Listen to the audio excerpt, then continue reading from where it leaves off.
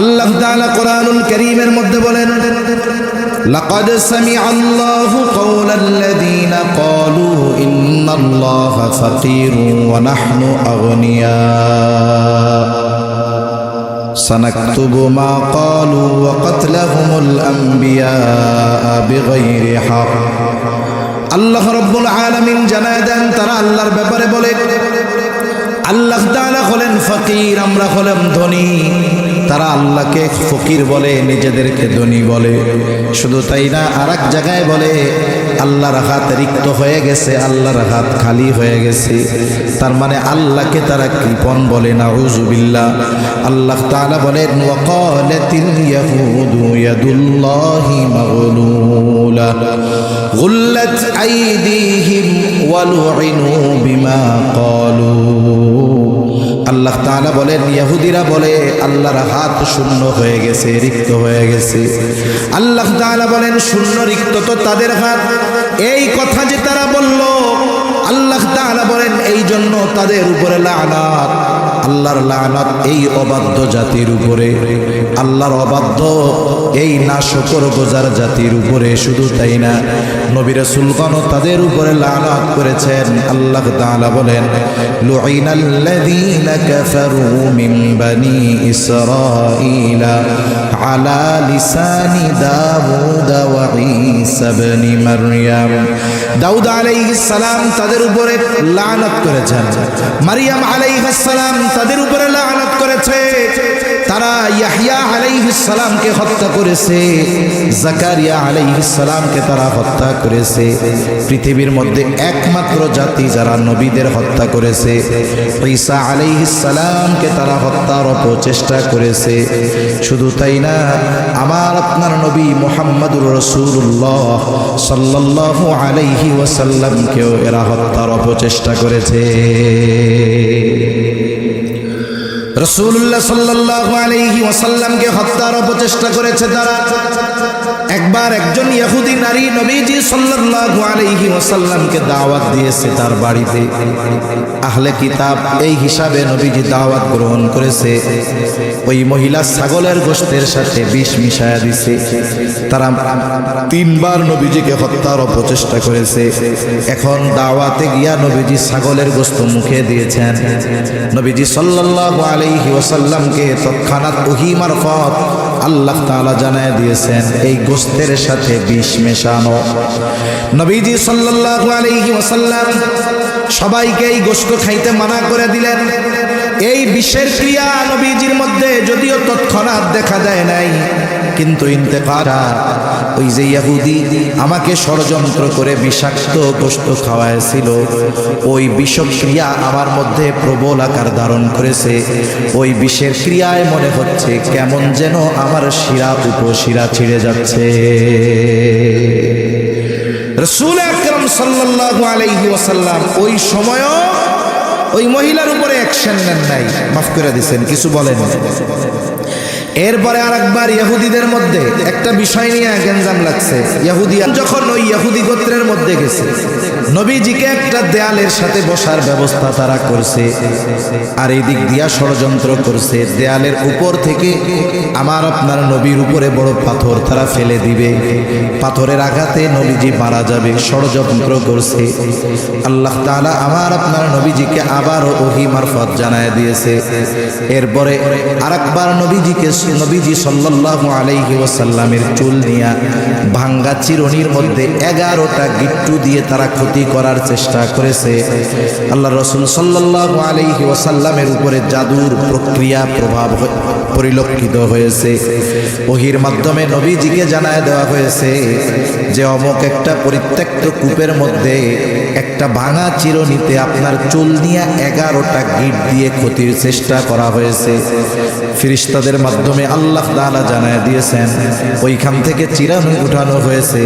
সূরা নাস ফালাক আল্লাহ তাআলা নাজিল করেছেন, প্রত্যেকটা আয়াত তিলাওয়াত করেছে, আর একটা গিট খুলে গেছে, আর আমার আপনার নবীজির উপর থেকে জাদুর প্রভাব দূর হয়ে গেছে। এইভাবে এরা আমার আপনার নবীকেও হত্যার অপচেষ্টা করেছে।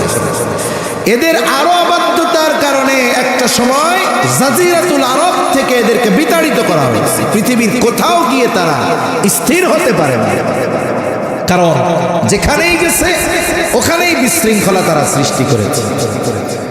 অথচ এই জাতির প্রতি আল্লাহ তাআলার করুণা কত ছিল। পবিত্র কোরআনুল কারীমের মধ্যে অনেক নিয়ামতের কথা আল্লাহ তাআলা বর্ণনা করেছে। যখন মূসা আলাইহিস সালাতু ওয়াস সালাম বনি ইসরাঈলদেরকে নিয়ে লোহিত সাগর পাড়ি দিয়ে চলে আসছে, আল্লাহ তাআলা ফেরাউনের জুলুম থেকে আল্লাহ তাআলা তাদেরকে নিষ্কৃতি দিয়েছেন। তাদের চোখের সামনে ফেরাউনের করুণ পরিণতি হয়েছে, তারা নিজ চোখে দেখছে। যখন তারা দরিয়ার ওপর পারে সমুদ্র পাড়ি দেওয়ার জন্য অপেক্ষা করতেছে, ফেরাউনের বাহিনীর কাছে যখন খবর চলে গেছে যে মূসা আলাইহিস সালাম তো তার উম্মতদেরকে নিয়ে মিশর ছেড়ে চলে যায়, শত্রু হাতছাড়া হয়ে গেল। 6 লক্ষ সশস্ত্র সৈন্য নিয়ে ফেরাউন মূসা আলাইহিস সালাম আর তার উম্মতের পেছনে দাওয়া করলো। আল্লাহ তাআলা কোরআনুল কারীমের মধ্যে সেই অবস্থার কথা তুলে ধরে বলেন, ফালাম্মা তারা আল জামআনি ক্বালা আসহাবু মূসা ইন্না লামুদরাকুন। বনি ইসরাঈলেরা মূসা আলাইহিস সালামের কাছে বলতেছে, যখন একদল অপর দলরে দেখতে পায়, বনি ইসরাঈলেরা দেখতেছে ফেরাউন তার বাহিনী নিয়ে তাদের দিকে আসতেছে, আর ফেরাউনও দেখতে পায় যে তারা সমুদ্রের পারে দাঁড়ায় আছে, আজকে এদেরকে সমূলে নির্মূল করে দেওয়া হবে। এমত অবস্থায় মূসা আলাইহিস সালামের সাথীরা মূসা আলাইহিস সালাম রে বলতেছে, মূসা ইন্না লামুদরাকুন, আমরা তো ধরা পড়ে গিয়েছি, এখন তো বাঁচার কোনো উপায় নাই।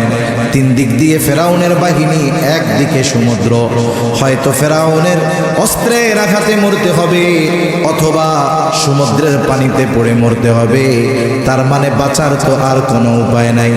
কিন্তু মূসা আলাইহিস সালাম এই পথে তো নিজ সিদ্ধান্তে আসেন নাই, বরং এই পথে আসার সিদ্ধান্ত যিনি দিয়েছেন তিনি কে? এজন্য শত্রু যদি চতুর্দিকে বেষ্টন করে ফেলে, আমরা যদি ঈমানি শক্তিতে বলীয়ান হতে পারি, শত্রুর সংখ্যা যত হোক, আমাদেরকে ওই শত্রুর মোকাবেলায় পথ প্রদর্শন যিনি করবেন তিনি কে? আল্লাহ। সম্প্রতি একটা খবরে দেখলাম যে মেঘালয় রাজ্যে অপরিত্যক্ত এক বিমান ঘাঁটি আমাদের প্রতিবেশী দেশ ভারী ভারী সমরাস্ত্র আর আধুনিক যুদ্ধ বিমান এনে ওই জায়গায় প্রস্তুত করতেছে। প্রতিবেদক লিখতেছে, ওই বিমান ঘাঁটি থেকে তাদের ফাইটার যেই বিমান, যুদ্ধ বিমান, এটা ঢাকায় আসতে মাত্র 5 মিনিট লাগবে। কয় মিনিট? এই প্রতিবেদনগুলোর দ্বারা কিছু বুঝেননি, সংবাদ তো দিল, কিন্তু এর দ্বারা আমাদের একটা মেসেজ দিছে না, এটা শুধু একটা জানার খবর না, আমাদেরকে জানাইতেছে বেশি লাফালাফি করো না, ঢাকা উড়াই দিতে আমাদের মাত্র 5 মিনিট লাগবে। কথা বুঝেন নাই মনে হয়। চতুর্দিক দিয়ে ঘিরে ফেলছে, সমুদ্র একদিক, 3 দিকে আছে সেনাবাহিনী ফেরাউনের। আল্লাহ রাব্বুল আলামিন ওই অবস্থায়ও মূসা আলাইহিস সালামের সাথীদের রাস্তার ব্যবস্থা করে দিয়েছে। মূসা আলাইহিস সালামকে যখন তার উম্মতেরা বলতেছে ইন্না লামুদরাকুন, আমরা ধরা পড়ে গিয়েছি, আর মূসা আলাইহিস সালাম তৎক্ষণাৎ তাদের কথার জবাবে বলেন, কাল্লা ইন্না মাইয়া রাব্বি সায়াহদিন। কখনোই ধরা পড়ব না, এখনো পড়বো না, পরেও পড়বো না। অনেক সময় হয় না, শত্রু একবার যদি হাতছাড়া হয়, রাগ তো জমা থাকে, দ্বিতীয়বার যদি পায় ওরে সাইজ ডাবল করে। ওদের ভয় হলো যদি এখন কোনো মতে বাঁচি, পরে যদি ধরা পড়ি তাইলে তো সাইজ ডাবল দিবে। তার মানে মূসা আলাইহিস সালাম জানায় দিলেন, ধরা এখনো পড়বো না, পরবর্তীতে পড়লে ডাবল সাইজ হওয়া লাগবে, এ চিন্তা কইরো না, কখনোই সে আমাদেরকে ধরতে পারবে। এখন প্রশ্ন হইতে পারে,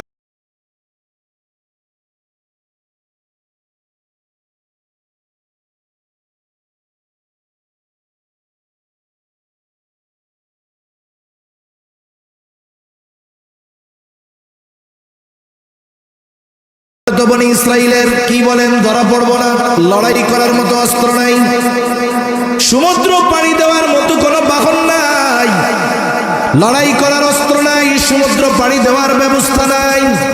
কি কইরা বলেন ধরা পড়বো না, আমাদের কাছে তো কোনো কিছুই নাই। মূসা আলাইহিস সালাম বলেন ইন্না মাইয়া রব্বি, ওদের সাথে যা থাকে থাক, আমার সাথে যিনি আছেন তিনি কে? আমার সাথে রব আছে, ধরা পড়বো না। প্রথম কারণ কি? যে আমার সাথে কে আছে? রব আছে, আমার রব আছে। সায়াহদিন, যেই রব পথ দেখায় এই পর্যন্ত আনছে, ওই রব এখনই বাকি পথ দেখায় দিবে। সুবহানাল্লাহ বলেন। আল্লাহ রাব্বুল আলামিন পথ দেখায় দিলেন। আল্লাহ তাআলা বলেন ফাআওহাইনা ইলা মূসা আন ইদরিব বিআসাকাল বাহর ফানফালাকা ফাকানা কুল্লু ফিরকিন কাত-তাউদিল আযীম। আল্লাহ তাআলা ওহী পাঠায় দিলেন মূসা আলাইহিস সালামের কাছে, প্রত্যাদেশ পাঠায় দিলেন আন ইদরিব বিআসাকাল বাহর। মূসা আলাইহিস সালামের সাথে যেই হাতে যেই লাঠিটা ছিল, এটা ছিল ওনার অন্যতম মুআজিজা। আল্লাহ তাআলা আদেশ করলেন লাঠি দিয়া সাগরের উপরে আঘাত করেন। সাগরে আঘাত করলে লাঠি দিয়া কি হবে? একটা ঢেউও হবে না। কিন্তু মূসা আলাইহিস সালাম বলেন নাই কেন মারবো, আদেশ করার সাথে সাথে বাড়ি মাইরা দিছে। সুবহানাল্লাহ। এজন্য প্রকৃত ইমানদারের কাজ হলো আল্লাহর পক্ষ থেকে যখন কোনো সুনির্দিষ্ট আদেশ আসে, আল্লাহ তাআলার পক্ষ থেকে যখন কোনো আদেশ নিষেধ আসে, এই আদেশ নিষেধ মান্য করার ক্ষেত্রে কোনো যুক্তির পেছনে না পড়ে যাওয়া।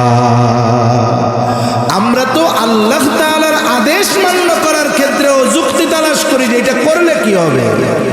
এটা ঠিক নয়। ইমানদারের কাজ, আল্লাহর পক্ষ থেকে আদেশ আসছে, এর করলে কি হবে না করলে কি হবে এত কিছুর দরকার নেই।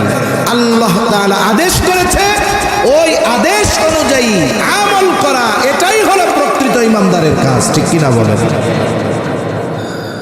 মূসা আলাইহিস সালাম লাঠি দিয়া সাগরের উপরে বাড়ি মেরে দিছেন। বাড়ি মারার সাথে সাথে সাগর দ্বিখণ্ডিত হয়ে গেছে। শুধু সাগর দ্বিখণ্ডিত হয়ে গেছে এমনটা নয়, ফাকানা কুল্লু ফিরকিন কাত-তাউদিল আযীম। প্রত্যেকটা খণ্ড, প্রত্যেকটা ভাগ পাহাড় সাদৃশ্য উঁচু দেয়ালের মতো হয়ে গেছে। দুই দিকে সরে গেছে, মধ্যে দিয়ে ফাঁকা রাস্তা, শুকনা ঠনঠনা রাস্তা আল্লাহ বানায় দিয়েছে। মূসা আলাইহিস সালামের কিছু বক্তব্য আছে না, যে বড় বড় নেতারা বক্তব্য দেয় নির্বাচনের আগে, দেয় না? এই নির্বাচনের বক্তব্য অধিকাংশ ক্ষেত্রে মুখ আর মাইকে আর কানে বাজে, বাস্তবে পরিণত হয় না কখনো। কিন্তু মূসা আলাইহিস সালাম যে বক্তব্য দিয়েছে কখনো ধরা পড়বো না, কাল্লা, ধরা পড়বো না। কেন? ইন্না মাইয়া রব্বি, নিশ্চয় আমার রব সাথে আছে। ধরা পড়বো না কেন? বলে সায়াহদিন, আমার রব আমারে পথ দেখায় দিবে। সুবহানাল্লাহ বলে। এই বক্তব্যের বাস্তবতা বনি ইসরাইল স্বচক্ষে দেখছে। এইবার তারা রাস্তা দিয়ে পার হওয়া শুরু করে দিছে। আল্লাহ তাআলা কোরআনুল কারীমের আরেক জায়গায় বলেন ওয়াজাওয়াজনা বিবানি ইসরাঈলাল বাহরা ফাআতবাআহুম ফিরআউনু বিজুনুদিহি বাগয়ান ওয়া আদওয়া। আল্লাহ তাআলা জানায় দেন আমি বনি ইসরাইলদেরকে সমুদ্র পার করায় দিলাম। যখন বনি ইসরাইল মাঝ পথ অতিক্রম করলো, ফেরাউন তার বাহিনী নিয়ে সমুদ্রের পাড়ে, রাস্তার পাড়ে চলে আসছে। আইসা দেখে বিশাল এক রাস্তা। সে খুব ভালো মতো আমার আপনার চাইতে আল্লাহ তাআলাকে বেশি ভালো ফেরাউন চিনত। মুফাসসিরিনে কেরাম বলেন, যদিও ফেরাউন মানুষের সামনে দিনের বেলায় নিজেরে বলতো আনা রব্বুকুমুল আলা, আমি হইলাম বড় রব, কিন্তু রাতের বেলা পা উপরে দিয়া মাথা নিচে দিয়া কান্না করতো আর বলতো আল্লাহ তুমি সবচেয়ে বড় রব, কিন্তু আমি তো দুনিয়া চাই, এটা আমারে দেন। তার মানে ফেরাউন আল্লাহরে খুব ভালো মতো চিনে। দেখবেন যেই বেটা ঘুমায় থাকে এর ঘুম থেকে জাগানো যায় না, ঠিক না? যদি আমি ঘুমের বান ধরি 50 ডাক দিলে উঠবো না, খালি আর যে বেটা আসলে ঘুম, ওরে 2 ধাক্কা দিলেও লাফাইয়া উঠে বসে পড়বে, কি হয়েছে? ফেরাউন তো আল্লাহরে ভালো মতো চিনে।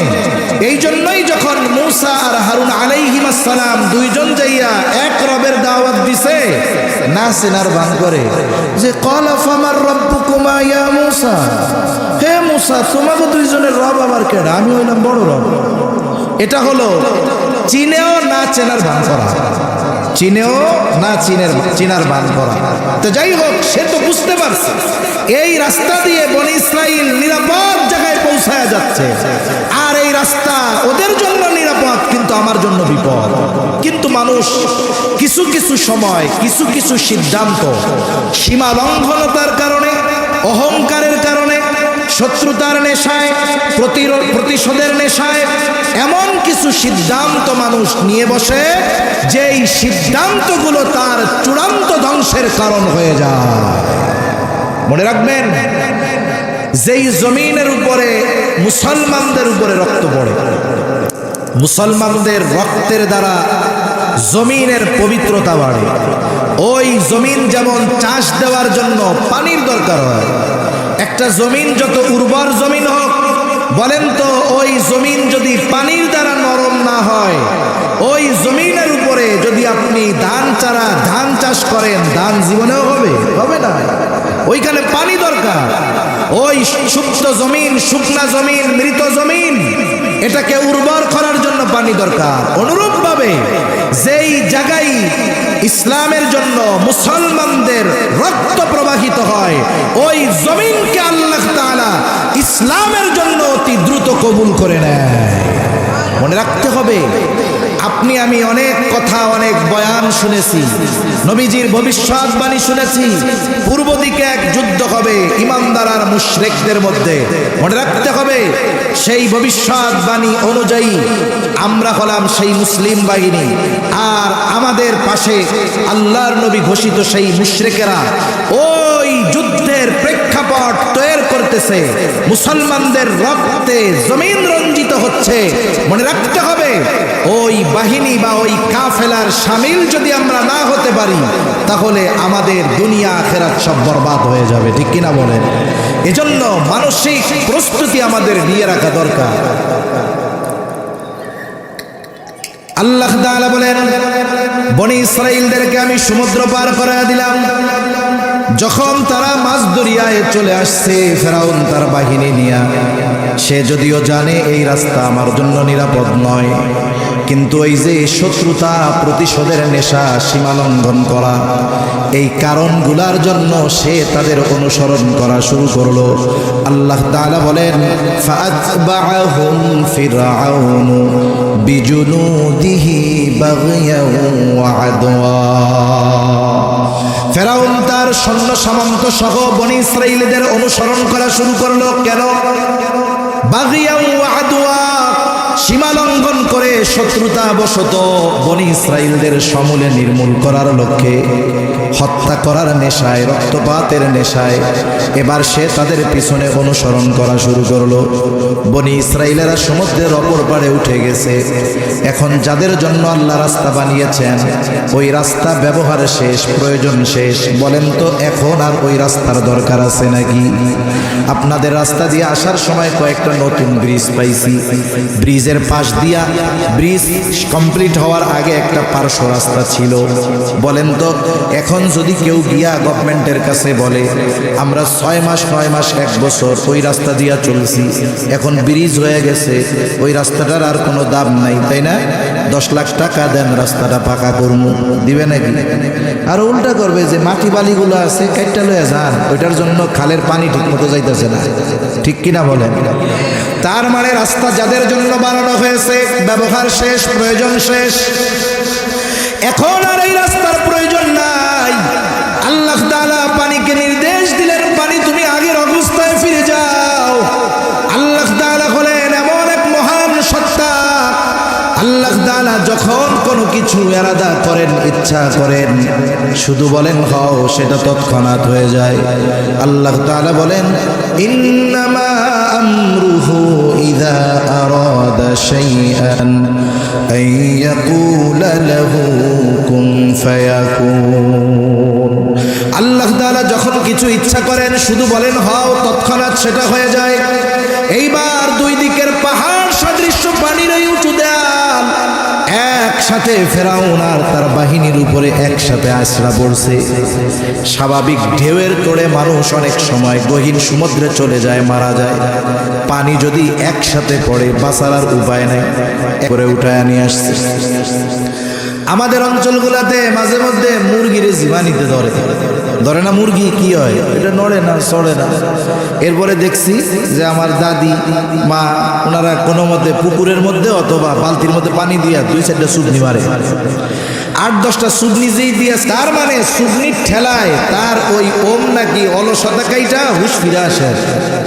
এইবার যখন সুবনি শুরু হয়েছে হুশ ফিরে আসছে যে আমার খোদাইগিরি তো শেষ। এইবার সেই ঈমান আনার ঘোষণা দিচ্ছে। আল্লাহ তাআলা বলেন হাত্তা ইদা বানু ইসরাঈল ওয়া আনা মিনাল মুসলিমিন। ফেরাউন এবার বলতেছে আমি ঈমান আনলাম, আল্লাহ ছাড়া কোনো ইলাহ নাই, আমার এই রবগিরির দরকার নাই, এটা ছেড়ে দিলাম, আমি স্বীকার করলাম যে আল্লাহ ছাড়া কোনো ইলাহ নাই। বনি ইসরাইল যার উপরে একজন, বলেন তো একটা মানুষের ঈমান আনার জন্য এর চাইতে সুস্পষ্ট ঘোষণা আর দেওয়ার কোনো দরকার আছে? নাই। কিন্তু এরপরেও আল্লাহ তাআলা তার ঈমান কবুল করেন নাই কেন? কারণ মুফাসসিরিনে কেরাম বলেন ঈমান সব সময় করবে, বলে ওই সূর্য ওঠার আগের রাতটা হবে অনেক দীর্ঘ রাত। পশু পাখি আওয়াজ শুরু করবে, গোয়াল ঘরের পশুগুলো আওয়াজ শুরু করবে, বাচ্চারা কান্না করতে থাকবে, সূর্য ওঠে না কেন, দিন হয় না কেন। কিছু সময় পর আলোকিত হবে, তবে পূর্ব দিকে নয়, ওই পশ্চিম দিক দিয়ে সূর্য ওঠার আগ পর্যন্ত মানুষের তাওবা ঈমান কবুল হবে। এটা হলো আম সময়। এরপরে আর কারো তাওবা আল্লাহ তাআলা কবুল করবে না। আর এটা ঘটবে কিয়ামতের একেবারে সন্নিকটে, কাছাকাছি সময়। আর একটা হলো মানুষের মৃত্যু যন্ত্রণা শুরু হওয়ার আগ পর্যন্ত আল্লাহ তাআলা তার বান্দার তাওবা ঈমান কবুল করে। আর একটা হলো গজব আসার আগে যদি ঈমান আনে তাইলে ঈমান কবুল করা হয়, তবে গজব আসার পরে যদি ঈমান আনে তাইলে কবুল করা হবে। যেমন ইউনূস আলাইহিস ঘোষণা আসলো 3 দিন পর তাদের উপরে গজব আসবে। 1 দিন 2 দিন পার হয়ে গেছে, গজবের খবর দেওয়ার পরে এদের অবাধ্যতার মাত্রা আরো বাড়ছে। ইউনূস আলাইহিস সালাম দেখলেন এদের মধ্যে পরিবর্তনের কোনো আভাস নাই, বরং অবাধ্যতার মাত্রা আরো বাড়ছে। আল্লাহর গজব নিয়ে এরা ঠাট্টা মশকরা শুরু করে দিয়েছে।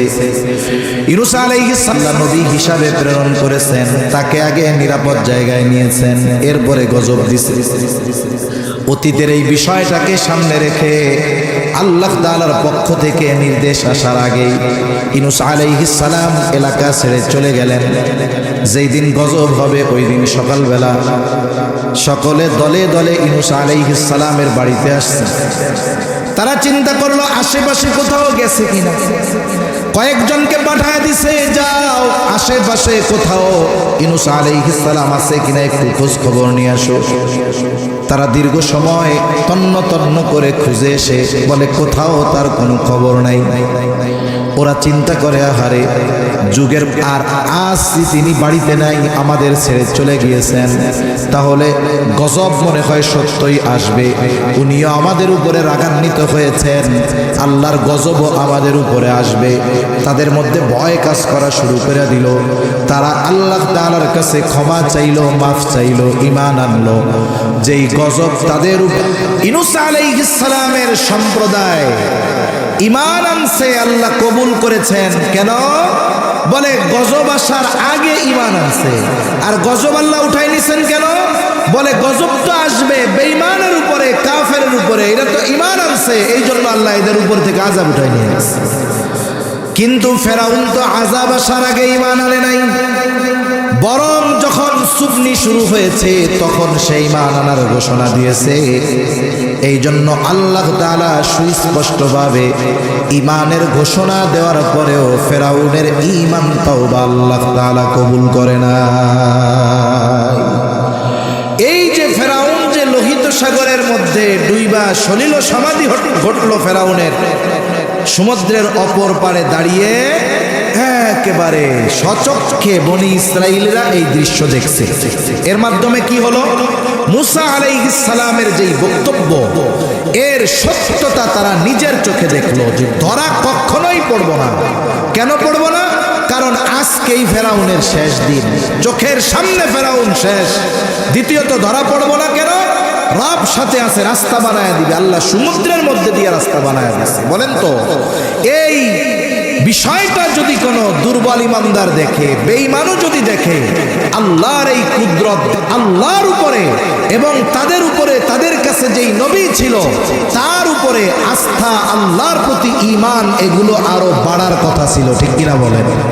এত বড় নিয়ামত তারা পাইছে যে আল্লাহ তাআলা সমুদ্রের মধ্যে দিয়ে রাস্তা বানায় দিছে, পরবর্তীতে যেন কোনো চিন্তা না আসে মাথার মধ্যে, এই জন্য চোখের সামনে ফেরাউনকে শেষ করে দিচ্ছে। কিন্তু এদের পরিণতি কি হইল? এই নেয়ামতটা পাওয়ার পরেও ওই পারে গিয়ে এখন তারা টেনশন করতেছে, থাকমু কোথায় আর খামু কি। চিন্তা করছেন? সমুদ্রের ওই পারে গিয়ে তাদের টেনশন এখন কি? থাকবো কোথায়, খাবো কি।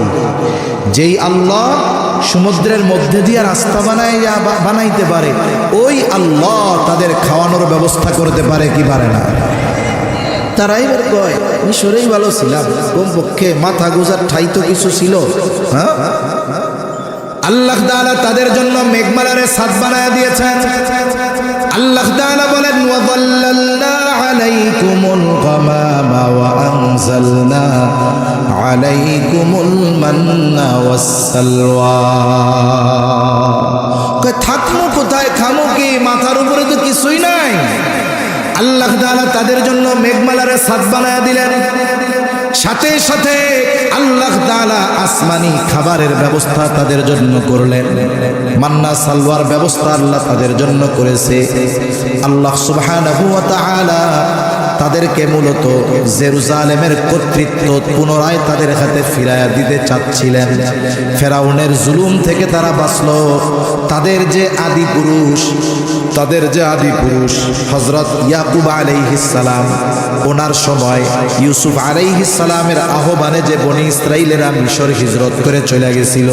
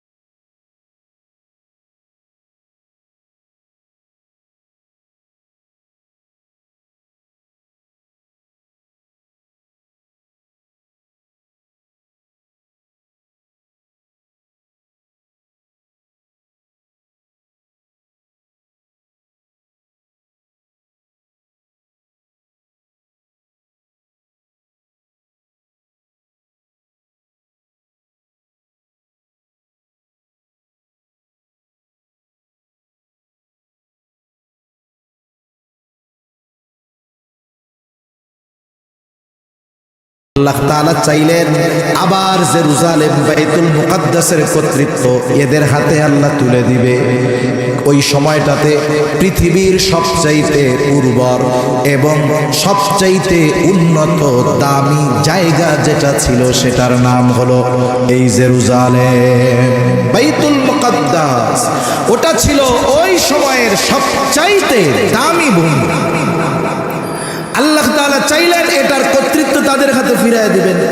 সবচাইতে আধুনিক শহর, সবচাইতে উর্বর জমিন ছিল এই বাইতুল মুকাদ্দাস, পৃথিবীর সবচাইতে দামি জায়গা। যেমন দেখেন না, আমেরিকার নিউ ইয়র্ক সিটিতে একটা ফ্ল্যাট থাকলে বাবা ফ্ল্যাট কিনে, ওই রকম তৎকালীন সময়ের সবচাইতে পবিত্র, সবচাইতে মূল্যবান, সবচাইতে আধুনিক, সবচাইতে উর্বর জায়গা ছিল এই বাইতুল মুকাদ্দাস। কারণ এর আশপাশ আল্লাহ তাআলা বরকত দিয়া ভরপুর করে দিলেন। সব নবী রাসূলের উপস্থিতিতে, আমার আপনার নবীর ইমামতিতে ওই জায়গায় 2 রাকাত নামাজ হয়েছে। এজন্য আল্লাহ তাআলা, এটা তো মেরাজের শুরু হওয়ার ভূমি, আল্লাহ তাআলা ইসরা করাইছেন মসজিদুল হারাম থেকে মসজিদে আকসা, মসজিদে আকসা থেকে নবীজির সফর শুরু হয়েছে। অসংখ্য নিদর্শন আছে যেগুলো আল্লাহ তাআলা ওই মেরাজের সফরের আগে আমার আপনার নবীজিরে দেখাইছে। এই বাইতুল মুকাদ্দাস, আমার ভাই আরবি বক্তৃতায় বলতেছিলেন যে এই বাইতুল মুকাদ্দাস নবীজির মেরাজ শুরুর সবচাইতে সম্মানিত স্থান। এই জায়গার দিকে ফিরে নবীজি 17 মাস নামাজ পড়ছে, এই দিকে ফিরে নবী, আমার আপনার নবী। এজন্য এই বাইতুল মুকাদ্দাসের সাথে আমাদের ঈমানের আমলের একটা সম্পর্ক রয়েছে, ঠিক কিনা বলেন? এটা সেই জায়গা পায়, এটার কদর করে না। ওই সময় ওইখানে শাসন করত আমালিকা গোত্র, এরা খুব শক্তিশালী ছিল। তবে যতই শক্তিশালী হোক না কেন, আল্লাহ তাআলা যাদের সাথে আছে, শক্তিশালী যতই হোক শত্রু বাহিনী, আল্লাহ যাদের সাথে আছে। এখন মুসা আলাইহিস সালামকে আল্লাহ জানায়া দিয়েছেন ওদেরকে ওই আমালিকা গোত্রের সাথে একটু যুদ্ধ করতে হবে। তবে লড়াই হবে ঠিক, জয় এদেরই হবে, এ ব্যাপারে কোনো সন্দেহ নেই। মুসা আলাইহিস সালাম তার সম্প্রদায়কে রাইখা বলতেছে, আল্লাহ ইয জাআলা ফীকুম আম্বিয়া ওয়া জাআলাকুম মুলুকা ওয়া আতাকুম মা লাম ইউতি আহাদাম মিনাল আলামিন। আমি যেই কথা বলতেছিলাম যে আল্লাহ তাআলা এই জাতিকে কত নেয়ামত দিয়েছে, কোরআনুল কারীমে সূরা বাকারার মধ্যে ধারাবাহিকভাবে বনি ইসরাইলকে প্রদত্ত অনেকগুলো নেয়ামতের কথা আল্লাহ বর্ণনা করেছেন। আবার এর কথা স্মরণ করায় দিচ্ছে, কারণ অনেক সময় আছে আপনি যদি আমাকে কঠিন কোনো বিষয়ের আদেশ দিতে চান, আর অতীতে যদি আমার প্রতি আপনার কোনো অনুগ্রহ থাকে, আদেশ দেওয়ার আগে যদি ওই অনুগ্রহের কথা আমার একটু স্মরণ করায়া দেন, তাহলে স্বাভাবিক করা দরকার, ঠিক কিনা বলেন? এই জন্য জিহাদের আদেশ দেওয়ার আগে মুসা আলাইহিস সালাম আল্লাহ প্রদত্ত বনি ইসরাইলীদেরকে দেওয়া কিছু নিয়ামতের কথা উল্লেখ করতেছে।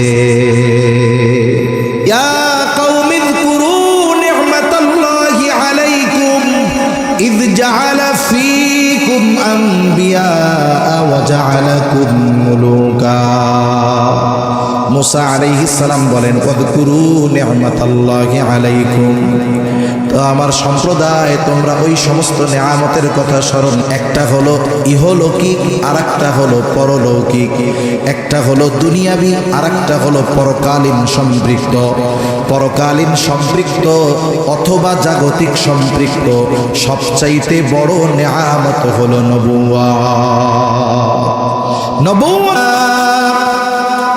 তোমাদের মধ্য থেকে আল্লাহ তাআলা অনেক নবী প্রেরণ করেছেন, নবী বানিয়েছে। বনি ইসরাইলের ঈসা আলাইহিস সালাম পর্যন্ত তারা কখনো নবী শূন্য হয় নাই। একজন মারা গেছে তো আল্লাহ তাআলা আর একজনকে নবুয়াত দিয়া ওই শূন্য স্থান আল্লাহ পূরণ করে দিয়েছে।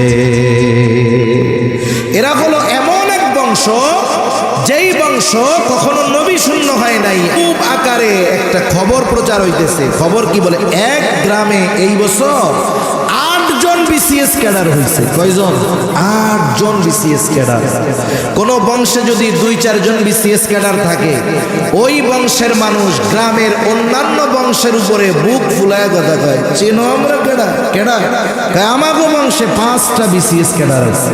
গর্বের সাথে বলে, কি বলে না? দুনিয়াবি একটু সামান্য উচ্চ চাকরিধারী হলে তারে নিয়ে মানুষ গর্ব করে, অথচ যেই বংশে ধারাবাহিকতার ক্রমান্বয়ে নবী রাসূলগণের আগমন ঘটেছে, তাহলে ওই বংশের জন্য এটা আল্লাহর পক্ষ থেকে কত বড় নিয়ামত ছিল। শুধু যে আল্লাহ তাআলা তাদেরকে এই মর্যাদা দিয়েছে তা নয়, জাগতিক মর্যাদার মধ্যে সবচাইতে উচ্চ মর্যাদা হলো বাদশাহী রাজত্ব। মুসা আলাইহিস সালাম এই কথাও বলতেছেন, ওয়া জাআলাকুম মুলুকা, যে আল্লাহ তাআলা তোমাদেরকে দুনিয়ার বাদশাহীও দান করেছে। দাউদ আলাইহিস সালাম, সুলাইমান আলাইহিস সালাম যদি মুসা আলাইহিস সালামের পরে, কিন্তু বনি ইসরাইলের মধ্যে আল্লাহ তাআলা এইরকম বড় বড় বাদশা দান করছে। জাগতিক নিয়ামতের মধ্যে অন্যতম বড় নিয়ামত হলো রাষ্ট্র পরিচালনার দায়িত্ব পাওয়া। আল্লাহ এটাও তোমাকে দিছে। শুধু তাই না, ওয়া আতাকুম মা লাম ইউতি আহাদাম মিনাল আলামিন, বলে আল্লাহ তাআলা তোমাদেরকে যেই নিয়ামত দিয়েছে, গোটা বিশ্ব জগতে এইরকম নিয়ামত আর কাউকে আল্লাহ দেয় না। তোমাদেরকে আল্লাহ এমন কিছু নিয়ামত দিছে যা গোটা পৃথিবীতে আর কাউকে দেয় না। এটা ওই সময় পর্যন্ত ঠিক ছিল, কিন্তু আমার আপনার নবী আগমনের মাধ্যমে আগের বিষয়টা যে গোটা পৃথিবীর মধ্যে আর কাউরে দেয় নাই, এই বিষয়টা আর নাই। কিন্তু মুসা আলাইহিস সালাম যখন বনি ইসরাইলীদেরকে বলেছে যে আল্লাহ তাআলা তোমাদেরকে এমন কিছু নিয়ামত দিছে যা গোটা বিশ্ব জগতে আর কাউকে দেয় নাই, ওই সময় পর্যন্ত আল্লাহ প্রদত্ত সবচাইতে বেশি নিয়ামত প্রাপ্ত যেই জাতি, সেটা ছিল বনি ইসরাইল। এত নিয়ামত তারা পাইছে আল্লাহর পক্ষ থেকে। এই নিয়ামতের কথা স্মরণ করায় দিয়া এইবার মুসা আলাইহিস সালাম তাদেরকে যুদ্ধের আদেশ দিছে। চিন্তা করছে, ইহলৌকিক বড় নিয়ামত, নবুয়তের কথা উল্লেখ করলাম, পরলৌকিক বড় নিয়ামত নবুয়তের কথা